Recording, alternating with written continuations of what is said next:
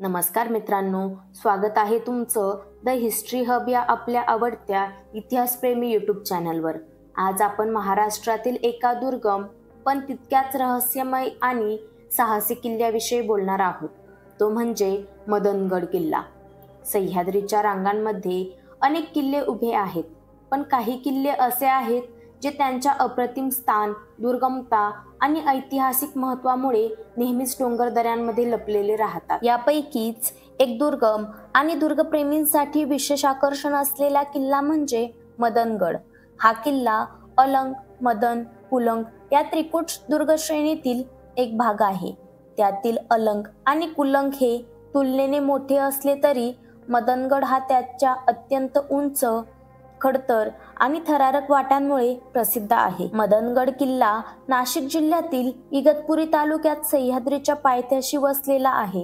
तो समुद्र सपाटीपासून सुमारे 4800 फूट उंचीवर असून नाशिक पासून सुमारे 125 किलोमीटर आणि मुंबई पासून अंदाजे 160 किलोमीटर अंतरावर आहे। सर्वसाधारणपणे अलंग, मदन आणि कुलंग या तीनही किल्ल्यांची सहल एकत्र केली जाते। मदनगड किल्ल्याचा इतिहास फारसा उपलब्ध नाही, परंतु अनेक इतिहासकारांच्या मते हा किल्ला शिलाहर किंवा यादव काळात बांधला गेला असावा। नंतर तो फार काळ मुघलांच्या ताब्यात होता आणि त्यानंतर मराठ्यांनी तो काही काळ सांभाळला, मात्र ऐतिहासिक नोंदी फारशा सापडत नाही। हा किल्ला प्रमुखतः सैन्याच्या हालचाली नजर ठेवणे आणि घाटातल्या व्यापारी मार्गांवर नियंत्रण ठेवण्यासाठी वापरला गेला असावा। मदनगडावर पोहोचणं म्हणजे खऱ्या अर्थाने एक साहसी प्रवास। किल्ल्यावर पोहोचण्यासाठी 3 प्रमुख वाटा वापरल्या जातात: आंबेवाडी मार्ग, गव्हाणदेवी मार्ग आणि सांदनदरी मार्ग। वाटेत उभ्या कड्यांवरून चढणं, लोखंडी साखळ्यांचा वापर, लटकत जाणं आणि गुहेतून चढाई असे अनेक थरारक क्षण अनुभवायला मिळतात। मदनगड किल्ल्यावर फारशा बांधकामांच्या खुणा दिसून येत नाहीत, कारण हा किल्ला मुख्यतः निसर्गदुर्ग आहे। तरीही किल्ल्यावरील काही महत्त्वाच्या गोष्टी पाहायला मिळतात। किल्ल्यावर गेल्यानंतर पुरातन पाण्याची 2 ते 3 टाकी आहेत। यातील काही टाकी अजूनही पिण्यायोग्य आहेत। सावलीसाठी गुहा देखील आहेत। किल्ल्याच्या भोवती उभे कडे हेच त्याचं खऱ्या अर्थाने संरक्षण आहे। आज मदनगड हा मुख्यतः ट्रेकिंग प्रेमींसाठी हॉटस्पॉट बनला आहे।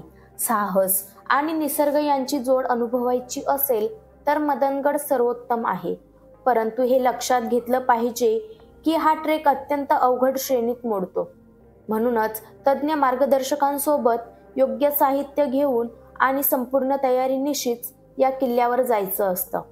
अनेक ट्रेकर्स मदनगडाच्या ट्रेकसोबत अलंग आणि कुलंग या दोन्ही किल्ल्यांचा ट्रेक करतात।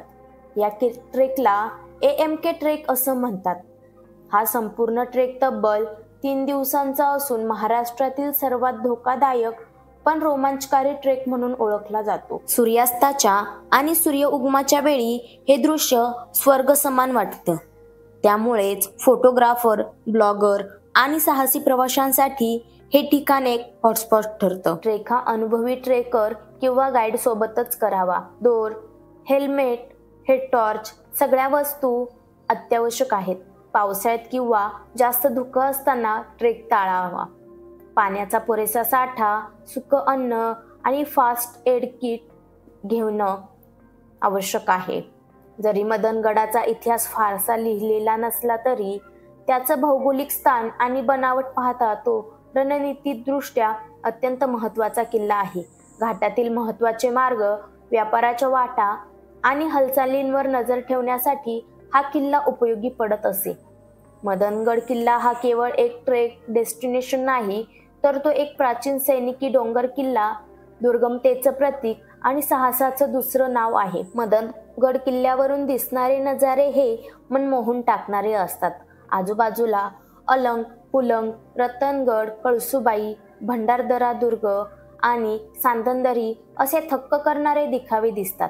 जो कोणी या किल्ल्यावर पोहोचतो तो स्वतःवरचा विश्वास वाढवून परततो। तर तुम्हाला ही माहिती आवडली असेल तर लाईक, शेअर आणि सबस्क्राईब नक्की करा द हिस्ट्री हब या यूट्यूब चॅनलला। अशाच अजून ऐतिहासिक ठिकाणांची माहिती घेऊन लवकरच भेटू. तोपर्यंत इतिहास समजून घ्या, संस्कृती जपा आणि आपलं महाराष्ट्र प्रेमात ठेवा. जय महाराष्ट्र, जय शिवराय. धन्यवाद.